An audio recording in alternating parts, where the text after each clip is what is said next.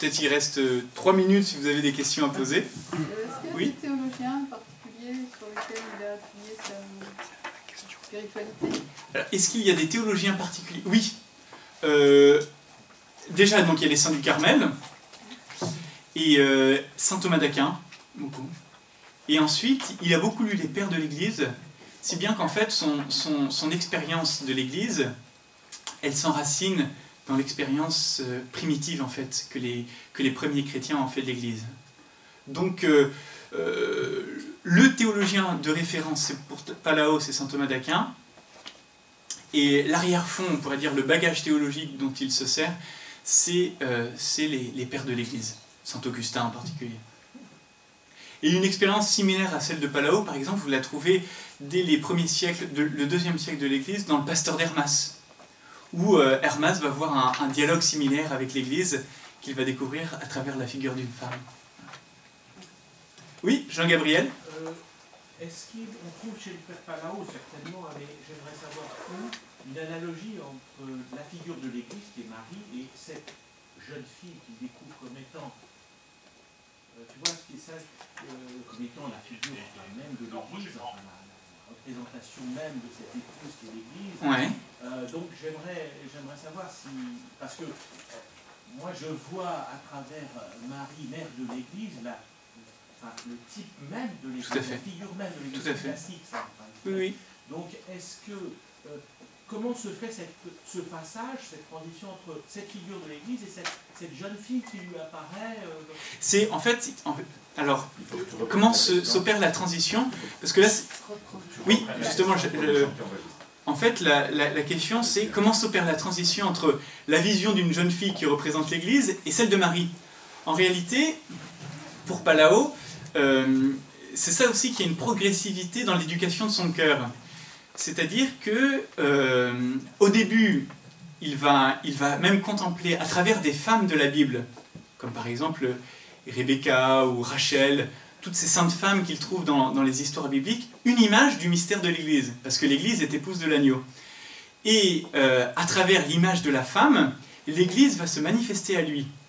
Et donc peu à peu, le cœur de Palao est habitué à accueillir le mystère de l'Église comme celui d'une épouse. Et à partir du moment où ce cœur de Palao est disposé à cela, la Vierge Marie intervient et va se découvrir à lui comme l'image la plus parfaite du mystère de l'Église.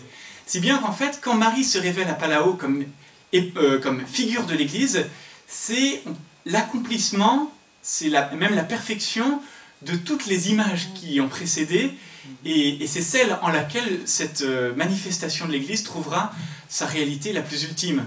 C'est dans les relations, ça. C'est dans mes relations, ouais. Et donc, si vous voulez, c'est Marie qui est la figure par excellence. Ouais. Donc c'est ça, en fait, je pense, le lien qu'il y a entre ces visions antérieures et Marie, c'est celui justement d'une préparation progressive et d'un accomplissement dans la figure de Marie. Oui? Deux questions, si tu permets. Oui. La première, c'est, tu parlais tout à l'heure qu'une femme peut également s'approprier cette vision de l'Église comme épouse. Oui. Est-ce que François Palao connaissait un peu les écrits de saint Hildegarde de Bingen? Ça, je ne sais pas. Ça, je ne sais pas. Effectivement, la vision de l'Église comme une épouse, elle se ferait. Oui, alors c'est possible, mais je ne connais pas la... Je ne suis pas spécialiste non plus de Hildegarde. Oui. Ah oui, non, c'est bien possible. Et d'ailleurs, je me suis dit, il y a peut-être deux manières pour les femmes d'accueillir ce mystère. Le premier, c'est tout simplement de contempler le Christ comme un époux et de se dire, bien, je suis épouse du Christ et je vais lui enfanter des âmes, et donc participer à la construction de son corps mystique. Donc là, je suis face au Christ comme une épouse qui participe à son œuvre qui est l'Église. Et donc je vois les membres de l'Église comme unis à la tête, mais toujours à travers cette figure masculine qui est le Christ. Et une deuxième manière, qui lui est pas du tout contradictoire et je pense qu'il peut être associé, c'est que les femmes reflètent dans leur propre personne le mystère tout entier de l'Église. C'est-à-dire que, même, je vous avais mis Élisabeth de la Trinité en conclusion, parce que moi, quand j'entends Élisabeth de la Trinité, je vois le mystère de l'Église qu'a contemplé Palao, à travers une autre femme, justement, là, on pourrait même dire, Élisabeth de la Trinité aurait pu apparaître à Palao comme manifestation du mystère d'Église. Parce que ce qu'elle dit, vous voyez par exemple, ce serait donner une joie immense au cœur de Dieu que s'exercer dans le ciel de son âme à cette occupation des bienheureux, ça veut dire que dans sa propre personne, Élisabeth fait ce que toute l'Église est appelée à faire. Donc elle reflète dans sa propre personne le mystère de l'Église tout entier. Et là je crois que c'est une vocation que les femmes tout particulièrement ont à manifester dans leur être. Je voulais juste te dire que depuis les premiers temps de l'Église, il y a une vocation un peu spécifique. C'est ça. Qui est appelée à témoigner de l'amour de l'Église pour le Christ époux. Ouais. Et la vocation des vierges consacrées. C'est ça. Donc là, c'est la vocation des vierges consacrées. En effet, et d'ailleurs, la vocation des vierges consacrées, depuis les premiers temps de l'Église, qui a pour vocation de manifester l'amour du Christ de toute l'Église. Et ce qui est intéressant, c'est de voir que même chez les pères de l'Église, la première vierge qu'ils ont contemplée, la première vierge et mère qu'ils ont contemplée et à la lumière de laquelle ils ont compris le mystère de Marie, c'est d'abord l'Église. Nous maintenant, on fait plutôt le chemin inverse, c'est à travers Marie on découvre le mystère de l'Église, mais pour les pères de l'Église, c'était le chemin inverse, c'est-à-dire à travers le mystère de l'Église, qui est vierge et mère, je vais comprendre qui est Marie. Voilà. Et les vierges consacrées, et comme toutes les vocations, mais même les mères hein, ou toute vocation de femme chrétienne est appelée à refléter quelque chose du mystère de l'Église tout entier. Et donc, chacune des femmes même peut se découvrir comme fille du Père, épouse du Fils, brûlée par le feu de la charité, et reflétée par la même ce que Palao a vu du côté du Père, du côté du Fils, dans le souffle de l'Esprit Saint. Vous voyez? Ah, Cyril? Oui, c'était ma deuxième question en fait, ouais. que je te soumets. Tu as dit tout à l'heure que si l'esprit de prière manque dans un peuple, oui. Le mal peut enténébrer cette société, oui. ce peuple. Est-ce que François Palao, puisqu'il a réfléchi sur la prière des personnes, mais également sur les nations, oui. donc les personnes elles-mêmes, a réfléchi à une participation des nations à la passion du Christ? Ah. Ce qui par là derrière, c'est que moi je ne suis pas d'accord. Si l'esprit de prière manque dans un peuple, le mal peut enténébrer ce peuple. L'histoire a contredit ce fait, à travers notamment une prière qui était pourtant présente en Allemagne et en Russie, et pourtant le national-socialisme pour l'Allemagne et le stalinisme pour la Russie a complètement enténébré ces deux pays. Donc est-ce qu'il n'y aurait pas une sorte de mystère de participation des nations elles-mêmes?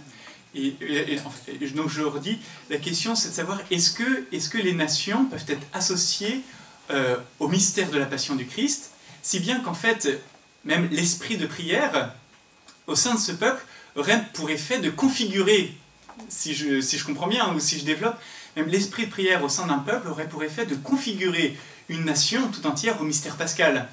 Et on pourrait dire, justement, parce qu'il y a de la prière, la nation participe au mystère du Christ et vit dans sa propre chair ce que Jésus a vécu lui-même, en raison de son trop grand amour. C'est un peu ça que tu veux dire, Cyril. Si bien que c'est pas tant le manque de prière qui fait que la nation subit des épreuves, mais c'est justement un effet de la prière qui fait participer la nation aux épreuves du Christ. Est-ce que c'est ça? Pas tout à fait, parce que l'objection, elle est sur le fait que... parce que ça semble contredire ce que tu disais. Mais en fait, ça ne contredit pas. Mais que ça serait le manque de prière qui est au fait que le mal a triomphé. Et là, on dit, le mal il triomphe, mais c'est parce qu'il s'unit à la souffrance du Christ. Je pense qu'il y a les deux, en fait. Hein. Voilà, et le problème, c'est de concilier les deux. Il y a les deux, mais c'est plus difficile à penser parce qu'il s'agit d'une nation, donc de millions de libertés qui s'orientent d'une manière différente, et qu'en effet, ça peut être le manque de prière, on pourrait dire, dans une portion de la nation, et l'augmentation de la prière dans une autre portion de la nation, qui fait que ces deux aspects peuvent se conjuguer. Mais en effet, je pense que tu as raison de dire que les nations peuvent être associées au mystère pascal du Christ. En ce sens-là, c'est quand même Yom Kippour, hein, c'est-à-dire que c'est le peuple d'Israël. Il faut aller au musée d'Israël et voir, enfin, tu connais, hein, le crucifix de Chagall, avec un Jésus, avec une étoile jaune. Est-ce qu'on peut dire que c'est le manque de prière? Oui et non.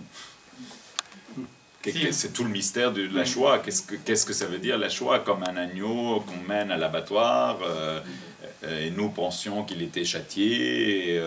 Bon, voilà, mais ça reste un mystère. C'est-à-dire que même en disant ça, on n'explique pas. On ne peut que présenter. Et bon, enfin, comme il fait, je pense pas là. Mais ceci étant dit, on ne dit pas que c'est irrationnel et qu'il n'y a pas d'explication. Qui est l'autre excès. C'est-à-dire, tout est absurde, non? Mais en même temps, ça nous dépasse quand même largement. Et on reste quand même dans le combat, quoi. On reste dans le combat. C'est ça, c'est ça. Et Palao nous dit bien que l'effet de la prière attendue, c'est pas nécessairement celui de nos espérances temporelles. Et je pense, on peut aller vraiment dans le sens de Frère Cyril, c'est-à-dire que l'effet de la prière attendue, c'est justement que nous soyons tous ensemble configurés à Jésus dans son mystère pascal. C'est la vie des martyrs. Ouais. Je m'excuse, mais il est 24 et il se trouve que le temps existe encore, que même si on était déjà à l'éternité, voilà, donc tu nous présenteras les textes que tu nous proposeras, et là nous allons à l'éternité du baiser de la bouche du bien-aimé, qui est la communion, comme nous l'avons entendu, avec la Sainte Eucharistie.